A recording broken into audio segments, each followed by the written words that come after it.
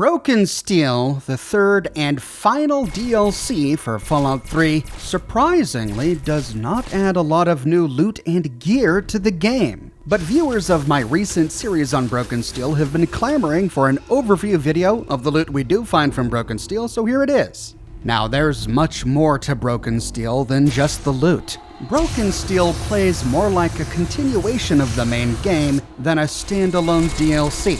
Therefore, much of the content we get with Broken Steel is woven into the base game. We therefore get to experience some of Broken Steel's content before ever completing the primary plot. For example, Broken Steel introduced a number of perks that have gone on to become Fallout staples, like Party Boy and Girl, and others that completely redefine what's possible with your character, like Almost Perfect, a perk which used correctly can help a player make a character with 10 in every special stat, and fun perks like Quantum Chemist, allowing the player to convert regular Nuka-Cola into Nuka-Cola Quantum. It also gave us the final Karma tiers, ending in Devil for bad karma, True Mortal for neutral karma, and Messiah for good karma. Some of the new gear we find in Broken Steel we can access before even stepping foot into Project Purity. The TriBeam laser rifle, for example, didn't exist in Fallout 3 before Broken Steel, and yet we find it on the inventories of super mutant overlords, whom we can encounter at a high level, along with other new Broken Steel enemies like the albino rad scorpion and the feral ghoul reaver, long before ever venturing inside the presidential metro. The TriBeam laser rifle is the most powerful laser rifle in Fallout 3, and that's because it fires 3 lasers with each shot. But because of this, it consumes 3 times the ammo of a regular laser rifle. Each laser does more damage than a laser from a laser rifle, 25 damage compared to a laser rifle's 23. That brings the damage output of this weapon with each pull of the trigger up to 75, compared to the laser rifle's 23. To top it off, it's faster than a laser rifle, dealing 2.73 attacks per second compared to a laser rifle's 2.05. That brings the DPS of this weapon up to 204.5 compared to a laser rifle's measly 47. That's a significantly higher DPS than the Wazer rifle that we get in Little Lamplight, which has a DPS of 59.3, and it's almost twice that of the Metal Blaster that we get from the Pit DLC, which has a DPS of 112.5. Now, there are a few downsides to this weapon. It does less critical damage, 15 compared to a laser rifle's 22. And each shot costs more action points, 23 compared to a laser rifle's 17. But the huge amount of damage significantly overcompensates for this, which is why the damage per action point is 3.3, significantly higher than the laser rifle's 1.4. The biggest drawback is its magazine size. It has the same magazine size as a laser rifle, 24, but because it consumes 3 cells with each shot, it has an effective magazine size of 8. In short, it's a devastating weapon, one of the most powerful in the game, but you're going to have to reload it a lot. Another weapon that's new with Broken Steel, that's integrated back into the base game, is the Heavy Incinerator, carried by Enclave Hellfire troopers. Depending on the character's level, we can come across the Enclave Hellfire troopers about halfway through the primary plot of the game, long before we ever start Broken Steel. The Heavy Incinerator is so powerful and so unique that it's essentially its own class of weapon. It's kind of like the Flamer, but it's so different, it falls into its own category. While the Flamer is a great weapon for dousing an enemy with tons of deadly flame in close quarters combat, the Heavy Incinerator is effective at great distances. That's because the Heavy Incinerator launches flammable fuel.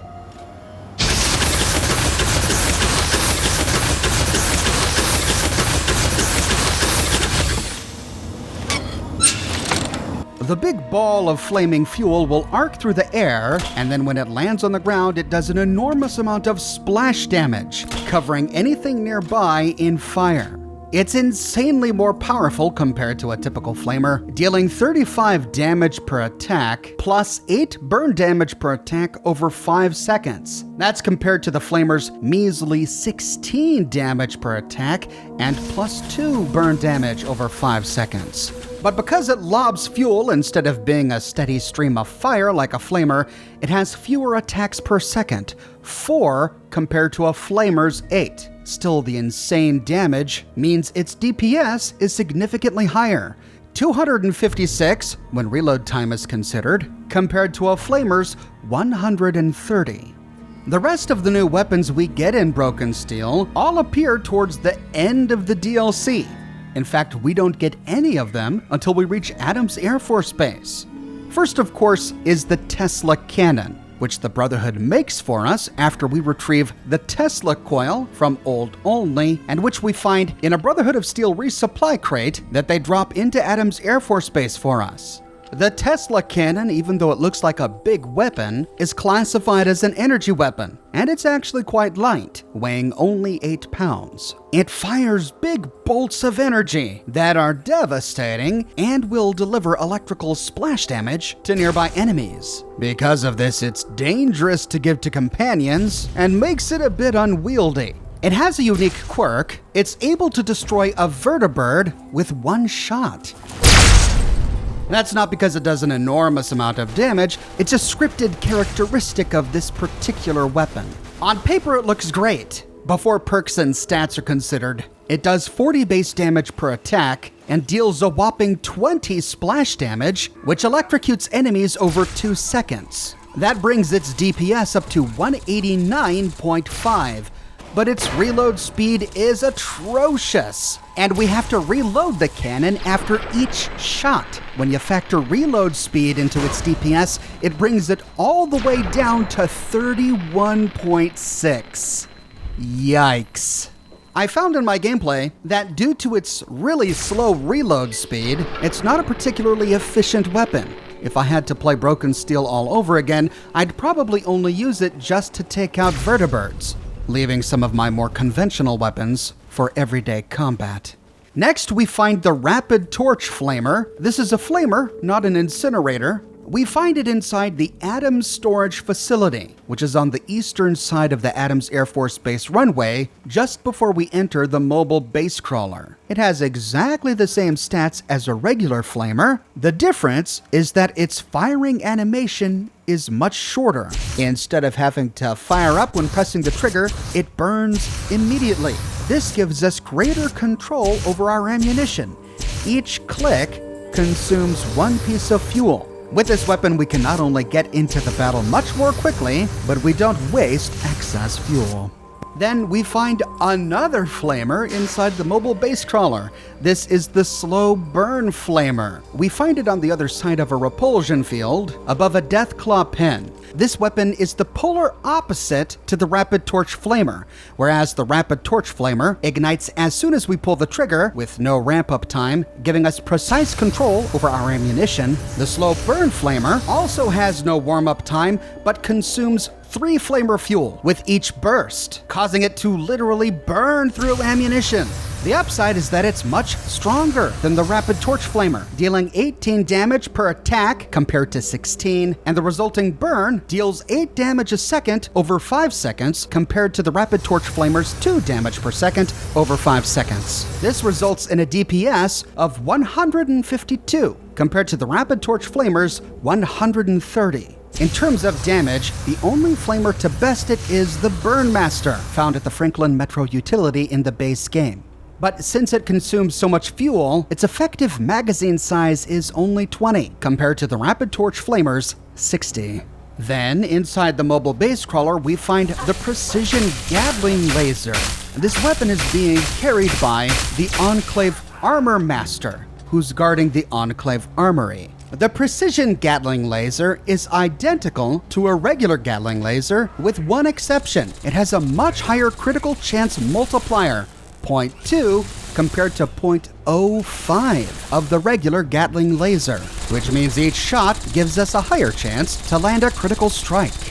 And finally, there's Callahans Magnum. We find Callahans Magnum in the ruins of the Pentagon, only if we choose to destroy the Pentagon instead of destroying the mobile base crawler. so players who choose to side with the Brotherhood of Steel don't gain access to this weapon. Callahans Magnum is the most powerful small-arm handgun in the entire game, and far and away the best 44 Magnum. It deals 65 damage, which is 10 more than the next best Magnum, Blackhawk, which only deals 55. It deals higher critical damage, 50 compared to Blackhawk's 45, and it costs fewer action points, 25 compared to Blackhawk's 32. This brings its DPS up to 146.3 compared to the Blackhawk's 123.8, and its damage per action point up to 2.6 compared to the Blackhawk's 1.7. Its only downside is that it has low durability, 205 compared to the Blackhawk's 218, which itself is less than a typical scoped Magnum's 229. But the only way to find this weapon is to destroy the Pentagon. Those are all the weapons. Now for armor. The only piece of armor we can access before starting the Broken Steel DLC is the Enclave Hellfire armor. Depending on our character's level, we could stumble upon Enclave soldiers wearing the Enclave Hellfire armor about mid-game. The Enclave Hellfire armor is the only new power armor with Broken Steel. The Hellfire power armor is even better than the Tesla.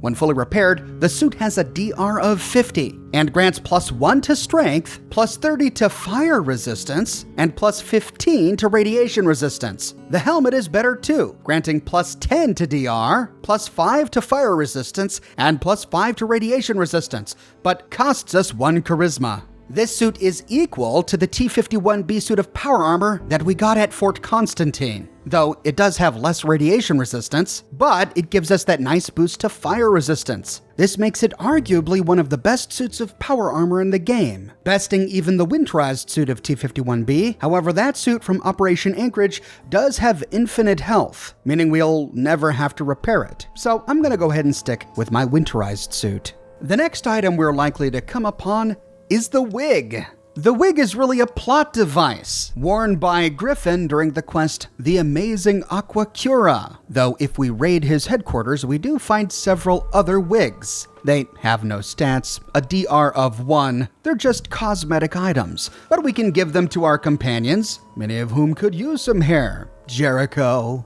Sharon. Sadly, Fox can't wear it, though he'd probably look good in it. The next one we're likely to bump into is the police hat. The police hat isn't unique to Broken Steel, but it's not found in the base game. Well, I take that back. It is found in the base game, but it's only worn by kids. Some of the children in Little Lamplight will wear the police hat, but in the vanilla game, the player character can't find or wear a police hat.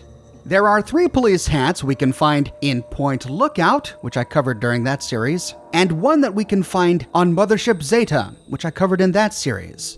But there are a whopping 4 police hats we can find in Broken Steel, which I covered earlier in this series. There's nothing special about the police hat. It has a DR of 1 and no other stats, but it is a costume collectible and there are a limited number of them. The next item is the Composite Recon helmet. The Composite Recon helmet is worn by the Armory Master, the same guy who was wielding the precision Gatling laser. This is the only one in the game. It looks and acts just like every other Recon helmet, with 4 DR and granting +1 to perception. It differs from a normal Recon helmet only in that it has higher durability, 70, compared to a regular Recon helmet's 40, so it'll last longer before breaking. The next item we're likely to find is the lab coat. This is a weird item. It is unique. This is the only outfit in the game called simply the lab coat. Now, there are lots of other lab coats in the game, or outfits that look like lab coats, but these are called scientist outfits or technician outfits. But they all have a DR of 3 and grant +5 to science. The lab coat from Broken Steel has a DR of 5 and grants +5 to science. It also has a weird quirk. On male characters, it looks exactly like a scientist outfit. Dirty white coat, gray undershirt, blue striped tie. But for some reason, on female characters, the lab coat differs from the scientist outfit by having a blue undershirt beneath the lab coat instead of a gray one, like the scientist outfit. I don't know why. It's a strange distinction. We find this on the Enclave doctor inside the mobile base crawler. This character has no dialogue and immediately becomes aggressive upon seeing the lone wanderer. So we likely kill this person without a second thought. In fact, it's really easy to miss the fact that this doctor is carrying a completely unique item. So nothing terribly exciting, but the lab coat might be interesting to collectors. The rest of the new armor we find in Broken Steel comes from one unmarked side quest, the Sorrowful Suitor side quest, and the gear we get from this side quest is arguably some of the best we get in the DLC. I covered the quest in my video on Lugnut and Lagbolt, but during that quest, we gain access to the All-Nighter Nightwear. This is a variation of the Naughty Nightwear that we get from the vanilla game. It has a DR of 1, like the Naughty Nightwear, but it differs in that its stats are +1 to Charisma and +1 to Endurance. Endurance because all-nighter, right? We get it. However, it looks exactly like the Naughty Nightwear. A leopard print short dressing gown on women and a leopard print suit of silk pajamas on men. Then, during the course of this side quest, we get to fight a raider named Lagbolt, and on his body we find Lagbolt's combat armor. Lagbolt's combat armor is a completely unique suit of Talon combat armor. It's even inscribed with the Talon Company logo, giving us the impression that he was either a member of Talon Company himself or killed someone in Talon Company to get the armor. Lagbolt's combat armor is one of the best suits of combat armor in the game. It has the second highest DR of any suit of combat armor in the game, 38, compared to a regular suit's 32. It's only one less than the Ranger combat armor we get as a reward for completing the quest Riley's Rangers, which I covered in a video that you can watch here. However, it weighs 3 pounds more than the Ranger battle armor and has less than half its durability. But it's one of the few items of armor in the game that grant a bonus to big guns, and it grants a whopping +10 to big guns. That's greater than the bonus we get from Linden's Outcast power armor, and it grants us +10 to AP, compared to the Ranger battle armor, which only grants +5 to AP, and instead of big guns gives us +10 to small guns and +1 luck. This could be an endgame suit of armor, depending on your character's build. Finally, on the corpse of Lagbolt, we can also find Lagbolt's Shades. They grant +1 to DR and +3 to both Lockpick and to Sneak. This is one of the best pieces of eyewear in the game. The only two glasses that compete with it are the Lucky Shades, found in Lucky's store near Tenpenny Tower that grant +1 to luck, and Desmond's eyeglasses, found on Desmond Lockhart's corpse in the Point Lookout DLC, which grant +5 to explosives and 5 to small guns. It's one of only 5 pieces in the game that grant a sneak bonus. And that's all the new gear that came with Broken Steel. As you can see, it's not a whole lot. Now, there were 3 other weapons that were eventually cut from the game. We can't access them in the game, but they're still in the game files. Console players will never find them, but PC players can use console commands to generate them in the game. The first is the Discharge Hammer. It's not terribly interesting. It's essentially a super sledge that deals a slight electrical shock effect. It deals 25 damage and has a DPS of 35.7. It's unremarkable, especially since we can find better super sledges in the vanilla game, like Fox Super Sledge, which we can get simply by recruiting Fox. Then there's the Grenade Launcher. It looks like a combat shotgun, but it shoots grenades. What's weird is that it still takes shotgun shell ammunition, so somehow this weapon turns shotgun shells into grenades that it lobs across the field. It looks like this weapon was never finished, which is why it was ultimately cut from the game. Most interestingly is the Lightning Gun. The Lightning Gun looks like a laser rifle, and it doesn't act in any way like a lightning gun. Here's how it works. When you pull the trigger, it shoots a laser. But when the laser strikes something, it generates a big cloud of gas. Then another laser appears out of nowhere and ignites the gas.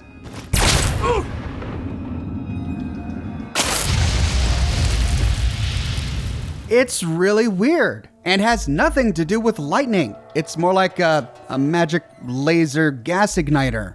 It was probably just some developer experiment. They were tinkering with new ideas, but it was never a finished weapon, which is why it was never added to the game.